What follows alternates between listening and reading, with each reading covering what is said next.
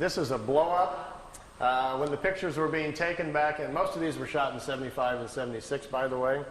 The pictures, the agencies, the CIA, and most of the intelligence community were very fascinated by this when it was going on. This is actually a computer blow-up. It's a process picture. It's been digitized back in the 70s by a CIA office in Zurich, Switzerland. They were trying to understand the propulsion systems or learn something about them from these things. And this was one of the pictures they chose. Billy really didn't get that close to the ship. It's just been enlarged and filled in. But it makes a very dramatic looking picture. For those of you who might be slightly scientifically oriented, let me give you a crash course. See this bar right here? This is a very important factor in what makes this ship work. This craft basically doesn't produce what we would call anti-gravity. All matter is comprised of atoms. Follow me on this. It has electrons and protons. We have electrons spinning around a nucleus, right? So the concept is that anywhere you would go in our atmosphere or in the universe, anywhere you go, there are atoms or subatomic particles that have electrons. Well, as long as you've got electrons around, one of these things will work. This device actually is designed so it will swim within electrons. That's what it's doing. Here's what happens. Down at the bottom, right here in the center, we have a reactor for power. We have a rod that goes up to the center. And up here at the top, we shoot a charge, a very positive charge.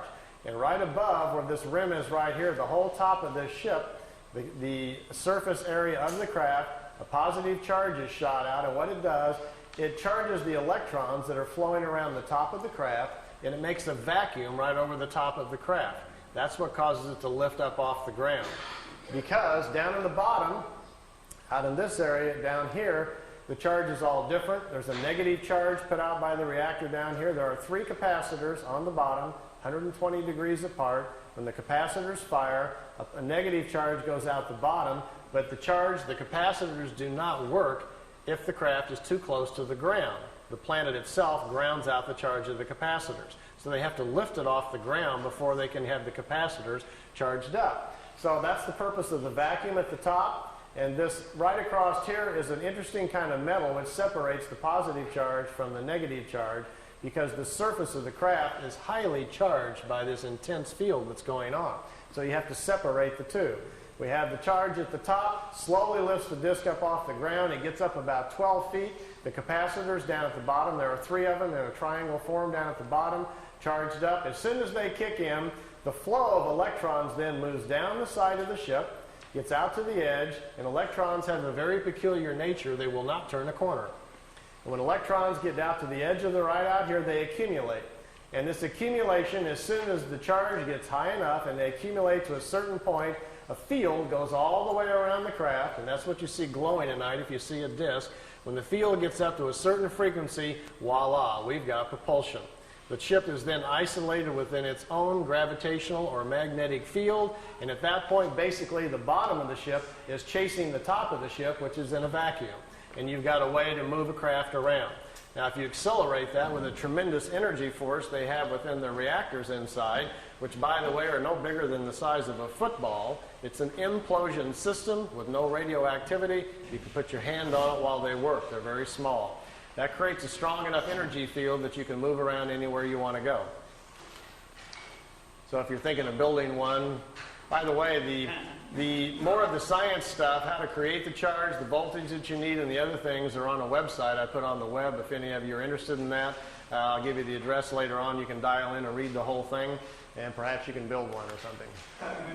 If you do, bring it to the next shift meeting, and we'll all go for a ride. You know. This is building some landing tracks. You can see them down here, the 3 landing tracks where the craft sit on the ground. It's kind of reminiscent of crop circles, isn't it? Here Billy's got his tripod out in the foreground, and the crafts are off in the background. Here we've got a regular sized ship and 2 little ones again. Those little remotes. This is a different kind of craft. It doesn't sit down on the ground. It floats. The bottom of the crafts are flat. Burns the ground up pretty good though. There's one at night. It wasn't a solid craft. It was just more of an energy field. Billy took several pictures of it. We have about 20 witnesses that also took pictures of this. It changed shape. Small objects came out of the large one, flew around the house.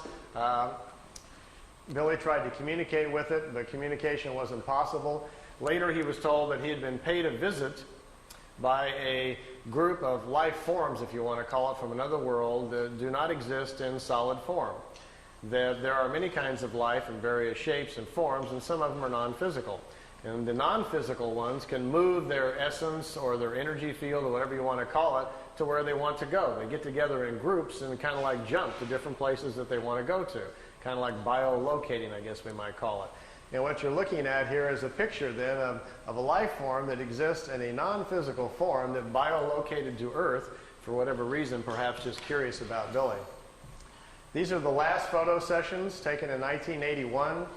Billy's got them pretty trained by now to park by trees, as you can see, and known objects. He calls it the Italian wedding cake.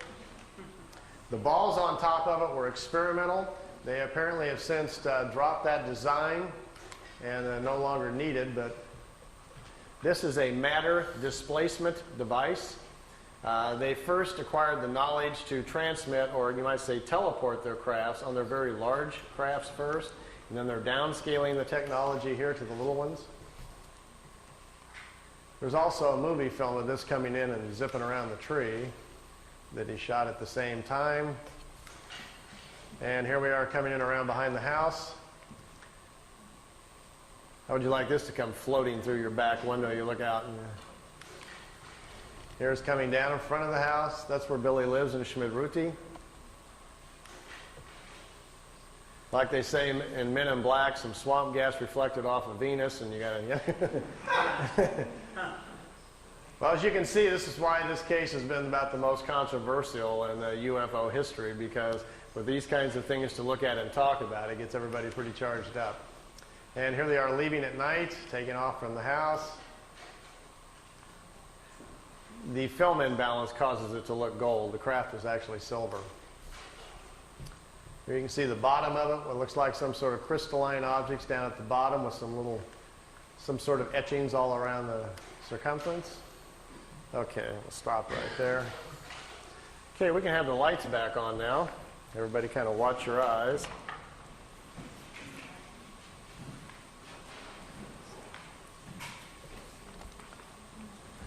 We're back.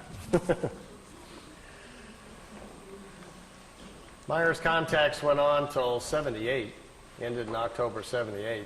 The time I got there, they were pretty much all over. But I didn't go there really to see the ships. My own personal interest really was what we might be able to learn from these folks. You know, it's not going to be that far, probably in the too distant future, maybe sometime within the next 50 years, they are going to land on the White House lawn, or somebody's going to. And we're going to have open commerce with life forms from other places. We are going to meet the family man in the universe sometime. It's going to happen sometime in the future, probably when, after we've gone through some changes and grown up a little bit and got more responsible as a planet, somebody will probably decide, okay, it's time perhaps to make connection with us. These Pleiadians, anyway, say they're not quite ready to do that and think we're really several hundred years away from that before they are interested in any kind of open commerce. And I asked Billy, I says, why?